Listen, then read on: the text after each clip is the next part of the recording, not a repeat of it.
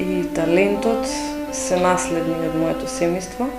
Значи, од мајка ми која што е исто виолинист и татко ми кој што од љубов спрема мајка ми и спрема самиот инструмент виолина, значи почнал да се бави со изградба на инструменти.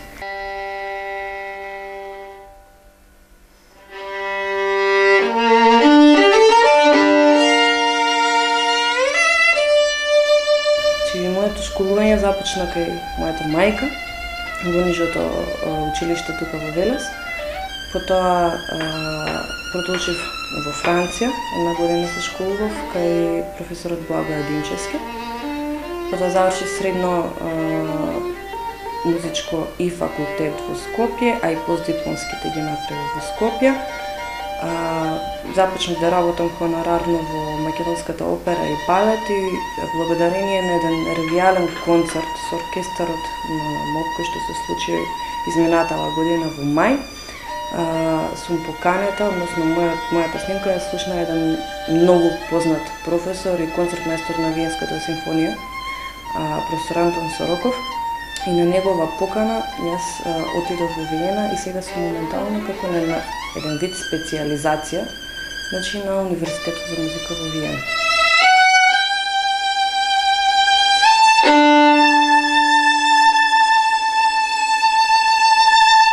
Посебна желба, значи секој инструменталец верувам дека посакува и не секој инструменталец, него што секој музичар сака да биде солист. Тука е и мојата желба, меѓутоа денеска живееме во едно општество кое што произведува премногу музичари, кое што има една преголема конкуренција. Значи, дали ќе бидам солист или дали ќе работам во еден од по-јаките оркестри, да наречам, повеќе не е битно за мене. Битно е само да го правам тоа што го сакам, да бидам обкружена во една средина во која што класичната музика навистина се цени.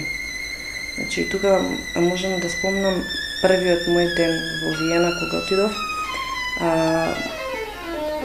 Во училиштето, значи беше топол ден, прозорите беа отворени од сите училници и од сите простори едноставно слушаш музичари кои што се на едно многу високо ниво и сваќаш дека повеќе не се наоѓаш во една средина каде што ја губиш желбата за борба, него едноставно да добиваш поттик да правиш што е можно повеќе.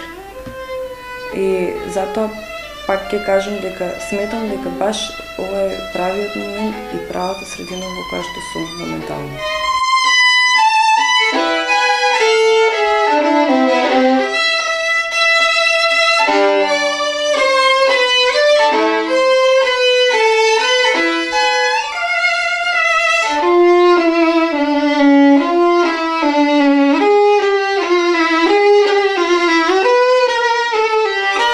Уште од мали нозе, значи кога ќе почнеш да работиш, било што да работиш, не само музиката, бара едно посветување.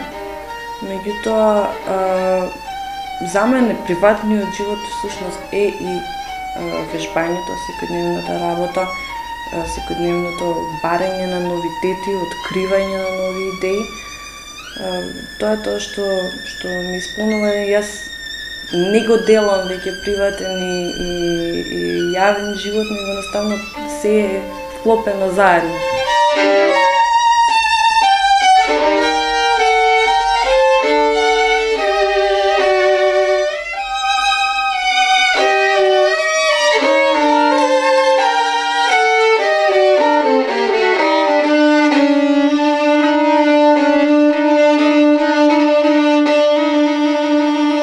Разлика што за да бидеш добар музичар, освен што треба да имаш талент и што треба да имаш добра школа, 50% од целокупната работа ја врши инструментот. Затоа што колку и да вежбаш, значи технички работи или музички работи, исто многу е битно перформансите на твојот инструмент да ги дозволуваат твоите можности да дојдат до израз.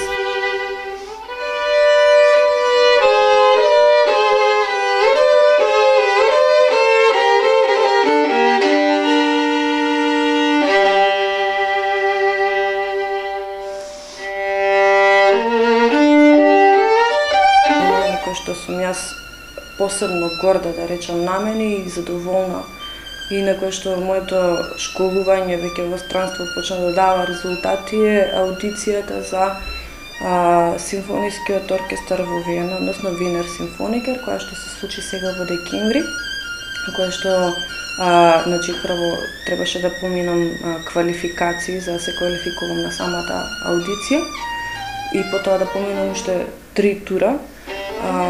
Јас влегов и ги поминав и квалификациите, и првиот и вториот тур, влегов и во финалето, значи тројца влеговме од вкупно 49, односно 50 луѓе. Влеговме тројца во финалето, меѓутоа комисијата не можеше точно да се одлучи на кого да му го даде работното место и тука се заврши се.